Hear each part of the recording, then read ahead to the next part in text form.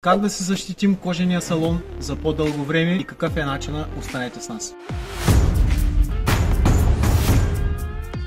Здравейте и добре дошли в канала на Автодетайлинг Варна. Бързам да поздравя всички нови абонати. Днес ще направим едно видео, което е свързано с кожени салони, как да ги защитим за по-дълго време. При нас е едно BMW 5 серия, което е сравнително новичко, но клиентът тук, понеже има винаги трансфер на дънки и така нататък, смисъл от дънките се получава трансфер на боя и се зацапва, и той вече няколко пъти е търкал с мокри кърпички, с обезмасители и както виждате вече се получава трансфер на боя. Имаме замътняване, част от боята вече липсва и ако продължава по същия начин, тази боя ще се изтърка доста бързо и ще трябва да се пребладисва. Затова има и други варианти, освен да се почисти и подхрани.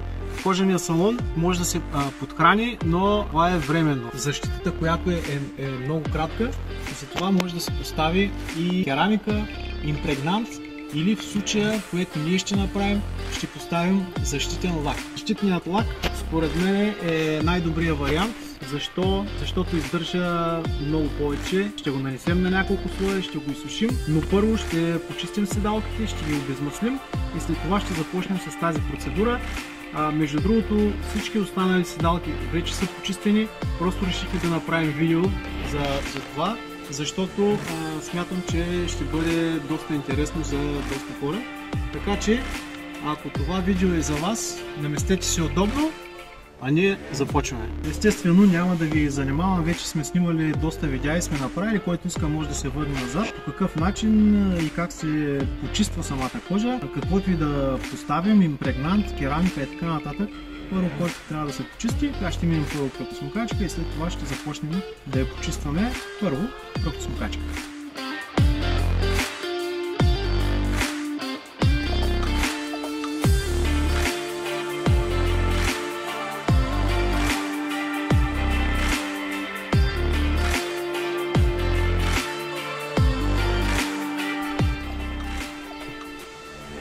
И ето тук, само да ви покажа, вече кожата е отбелена и когато сядате с дънки, има трансфер на боя, тук се цапа и при всяко търкане и почистване, съответно при всяко почистване естествено, че има трансфер на боя, боята изчезва и в един момент ще трябва наистина да се пребладисва, ако държите естествено салона ви да изглежда добре.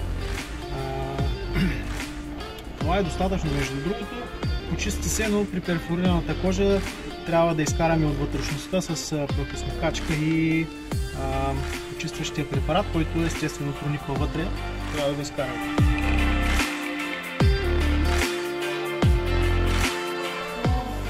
И така, цялата седалка, панел по панел, колкото по-малки панели се работят, толкова по-добре, особено при перфорираната кожа. Така че ние продължаваме и после ще се включим, за да видите какво покритие ще поставим. Доста е интересно, доста е добро, доста е класно, да не казвам за мен най-доброто. По-нататък в нашите видеа ще видите и по-голяма информация. Останете с нас до края. Ще почистим седалката, всички останали са почистени и ще се включим при самото нанасяне, защото там има специфика. И така, приятели, започваме с апликацията. Сега ще го отворим, дори още бутилката не е разпечатана, но трябва да се разтръска добре. Ще използваме донапренено блокче, донапренен апликатор. По този начин се нанася. Може да стане чрез тампониране или чрез намазване. В случая ние ще намазваме. След като се намаже, ще трябва да се подсуши. А как ще го подсушим, ще видите след това. Това е първия ход. Ще направим общо 3. След това, какво ще направим? Ами, трябва да го изсушим. Как? Сега ще видите. Това е начинът. Вземате сушуара на жена си, на майка си или на баба си и по този начин се суши. Не се препоръчва да бъде с пистолет за горещ въздух, защото той развива температура над 100 градуса и когато се изсушава, може самият лак да започне да ври, което ще го компрометира, затова ще използваме такъв сушуар най-обикновен.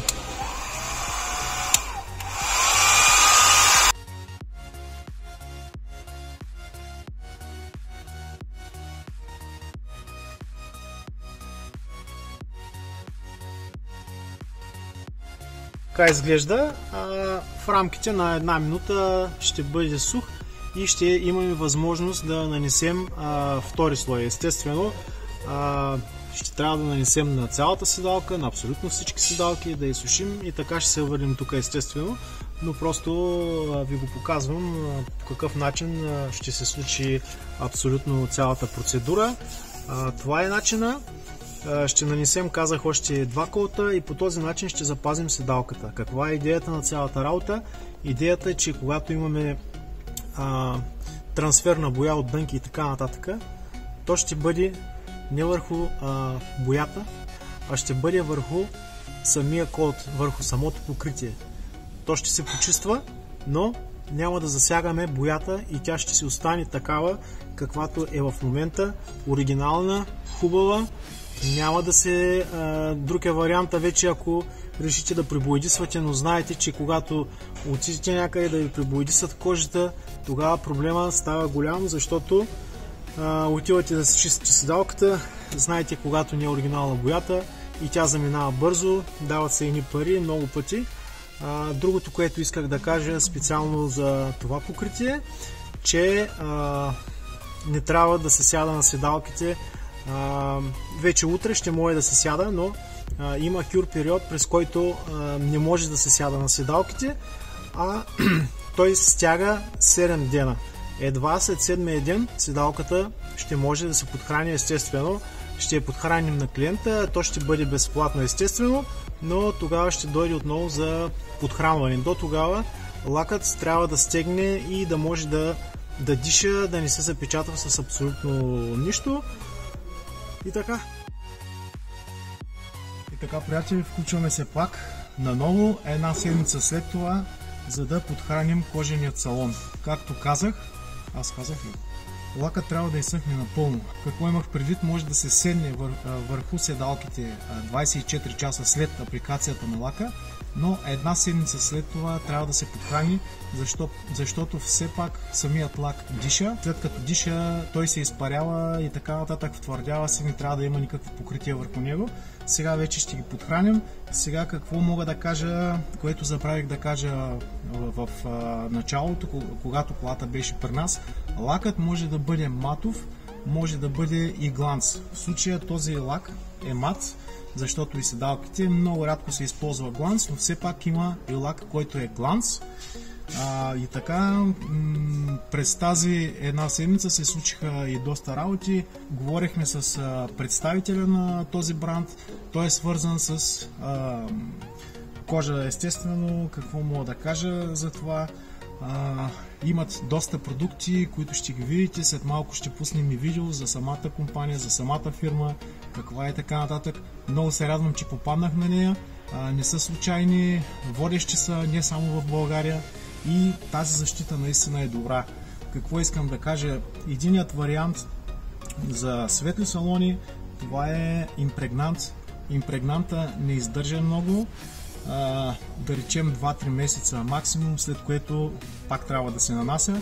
Керамиката е хубаво нещо, но хубавата керамика, искам да ви кажа, че е доста скъпичка, варира между 350 и 1000 лева хубава керамика, която да се нанесе и тя също няма да издържи толкова много. Това е за мен най-добрият вариант. Нанася се защитен лак, който е на 3 слоя в случая и ще издържи около 6-7 месеца. Има вариант да се нанесе още няколко пъти за по-голяма издържливост, но смятам, че този вариант в момента е много добър. И как ще разберем дали вече лаковото покритие не е върху самите седалки? След като започне кожата да се излъсква, това значи, че покритието го няма. Какво е предимството пък? Предимството е такова, че естествено, че когато сядате с дънки, то пак ще се цапа. Няма вариант, каквото и да сложите, да не се цапа. Да, но ще цапаме лаковото покритие, което е защитно и по този начин, след като се почиства седалката, ще се почисти самия лак. Няма да се почисти самата седалка и да имаме трансфер на боя. Ако нямаме покритие, тази скъпа седалка ще започнем да я търкаме 1, 2, 3 пъти, трансфер на боя и естествено ще почне да се бели. което значи, че оттам нататък започва пребоядисване, а тази защита наистина е много добра. Много се радвам, че работим с тази компания. Доста са ни предлагали и други брандове, но първо изпробваме продуктите и тогава, съответно, ако ни харесат, можем да ги представим на клиентите. В случая сме доволни. Много известни детайлери използват този вариант като най-добрия според тях. Според мен е също така.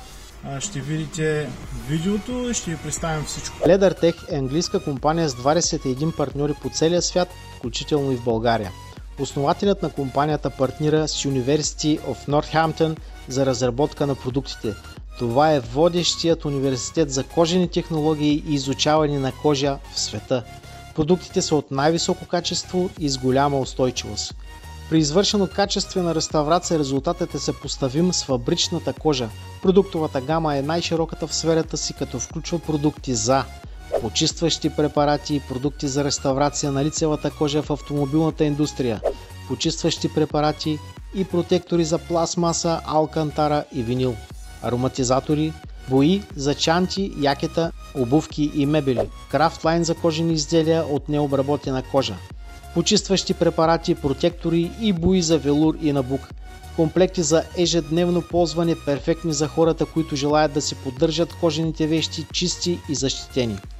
Комплектите за поддръжка за ежедневно ползване, перфектни за клиентите, включват почистващ препарат и защитен крем, са лесни за използване и бързо се работи с тях.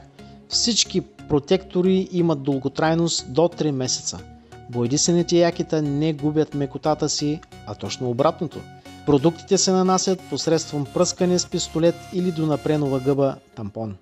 Всеки, който желае, може да влезе в сайта на LeatherTech и да получи по-подробна информация, както и ако реши да се възползва от техните продукти, може да ползва 10% отстъпка чрез промокода AUTODETAILING VARNA 10. Това беше всичко от нас, приятели. Който иска, може да се абонира за нашия YouTube канал, да кликне на камбанката и по този начин ще получава известие за наши следващи видеа, които ще бъдат интересни. Ще има доста видеа за кожите, този, който го интересува. От екипа на AUTODETAILING VARNA, чао и до нови срещи. Благодаря ви.